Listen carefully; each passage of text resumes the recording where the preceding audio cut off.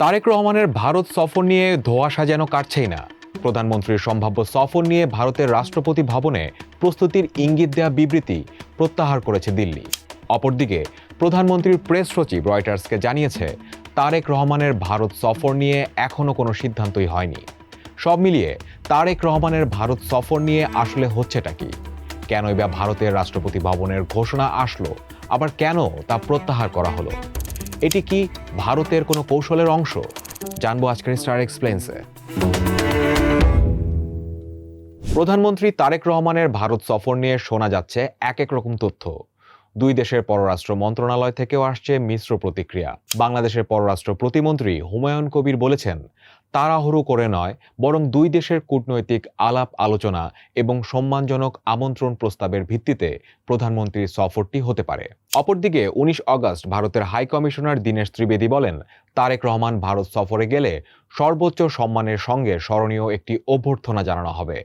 প্রধানমন্ত্রীকে আন্তরিক অভ্যর্থনা জানাতে ভারত অধীর আগ্রহে অপেক্ষা করছে বলে মন্তব্য করেন ত্রিবেদী। এর আগে ভারতের পররাষ্ট্র মন্ত্রণালয়ের মুখপাত্র রণধীর জয়সওয়াল জানিয়েছেন, তারেক রহমানকে সফরের জন্য দুটি আমন্ত্রণ জানিয়েছে ভারত। এর মাঝে একটি ছিল দ্বিপক্ষীয় সফরের জন্য, যা ফেব্রুয়ারিতে বিএনপি সরকার গঠনের পরপরই দেওয়া হয়। অন্যটি জুলাইয়ে দেওয়া হয় ব্রিক্স সম্মেলনে অংশগ্রহণ করার জন্য। তবে প্রধানমন্ত্রীর প্রেস সচিব রয়টার্সকে জানিয়েছে, তারেক রহমানের ভারত সফর নিয়ে এখনো কোনো সিদ্ধান্ত হয়নি। অর্থাৎ মন্তব্য পাল্টা মন্তব্যের মাঝে সীমাবদ্ধ ছিল তারেক রহমানের ভারত সফর। উল্লেখযোগ্য কোনো অগ্রগতি ছিল না। বলা যেতে পারে এক প্রকার স্থবির ছিল পুরো বিষয়টা। দৃশ্যমান কোনো অগ্রগতি না থাকার মাঝে হঠাৎ করে আলোচনা তৈরি হয় একটি প্রেস রিলিজ নিয়ে, যা আসে ভারতের রাষ্ট্রপতি সচিবালয় থেকে। 21 আগস্ট প্রকাশিত ওই সংবাদ বিজ্ঞপ্তিতে জানানো হয়, বাংলাদেশের প্রধানমন্ত্রীকে আনুষ্ঠানিকভাবে স্বাগত জানানোর মহড়া হবে।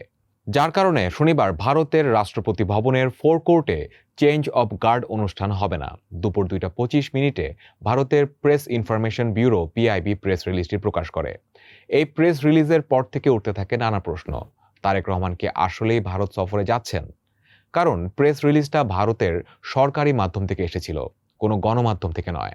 আর ভারতের রাষ্ট্রপতি ভবনে চেঞ্জ অব গার্ড অনুষ্ঠান ভারতের সামরিক বাহিনীর পুরনো ঐতিহ্য। প্রতি শনিবার সকালে এই অনুষ্ঠান হয়। রাষ্ট্রপতির সুরক্ষায় নিযুক্ত পুরনো রক্ষীরা নতুন রক্ষী বাহিনীর হাতে দায়িত্ব নিয়ে বিদায় নেন। কিন্তু বিকেলের আগেই প্রেস রিলিজটি প্রত্যাহার করা হয়। পিআইবি ওয়েবসাইট থেকে সেটি সরিয়ে নেওয়া হয়। তাই প্রশ্ন আসছে, হঠাৎ ভারত কেনই বা বিবৃতি দিয়েছিল, আর আচমকা কেন তুলে নিল?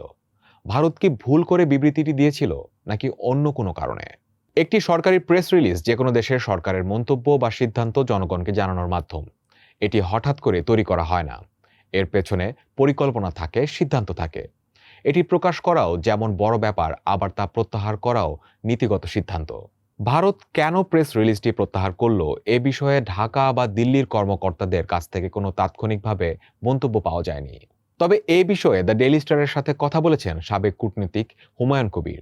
আমার কাছে যেটা মনে হচ্ছে যে এখন দুই দিক থেকে আমরা মিডিয়ার মাধ্যমে এই কূটনীতিটা চালাবার চেষ্টা করছি, এবং আমার কাছে এটা খুব উপাদেয় ব্যবস্থা মনে হয় না। আমাদের মতো দুই দেশের মতো যেখানে সম্পর্কটার মধ্যে যথেষ্ট পরিমাণে এখন যদি বলেন টেনশন বলেন, অবিশ্বাস বলেন, এই জায়গাগুলো কাজ করছে, তখন আমি কূটনৈতিক মাধ্যমগুলো ব্যবহার করাটাই উত্তম। কাজে সেই জায়গায় আমি দেখতে পাচ্ছি যে দুই দিকেই মিডিয়ার ব্যবহারটা প্রচুর হচ্ছে, এবং তাতে করে মিডিয়া তো অনেক মানুষ দেখে, অনেক মানুষ যার যার মতো করে এটা ব্যাখ্যা করে। বিভ্রান্তি বা ভুল বোঝাবুঝির জটিলতাটা তৈরি হওয়ার একটা সুযোগ তৈরি হচ্ছে। আমরা নিকট প্রতিবেশী, আমাদের সমস্যা থাকতেই পারে, আমরা পরস্পরের বা বিশ্বাসের ঘাটতি থাকতে পারে, কিন্তু বাস্তবতা হচ্ছে যে আমাদেরকে পাশাপাশি থাকতে হবে এবং একে অপরের ক্ষতির কারণ না হয়ে উপাদেয় ভাবে, পারস্পরিক ভাবে আমরা আমাদের দুই দেশের স্বার্থকে কিভাবে সামনে এগিয়ে নিয়ে যেতে পারি উপাদেয় ভাবে, সেদিকে আমার মনে হয় মনোনিবেশ করাটাই আমি মনে করি উত্তম পথ হবে। তবে ভারতের প্রেস রিলিজ নিয়ে সেটিকে আবার বাতিল করাকে ভারতের পরিকল্পনার অংশ বলে মনে করেন সাবেক এই কূটনীতিক। এটা দেওয়া হয়েছে মিডিয়াতে জানাবার জন্য, আবার উইথড্র করা হয়েছে। উদ্দেশ্য একটাই যে মিডিয়ার মাধ্যমে জিনিসটা জানাজানি হোক, তারপর আবার তার উল্টো হোক। এগুলো আমি বলবো যে এটা কোনো একটা কৌশলেরই অংশ। কাজেই এটা নিয়ে মনে করা কারণ নাই যে এটা ভুলে এসে গেছে বা কিছু। সবশেষে বলা যায় তারেক রহমান দিল্লি যাচ্ছেন কিনা সেই প্রশ্ন নিয়ে ধোঁয়াশা থেকেই যাচ্ছে, রহস্য যেন কাটছেই না।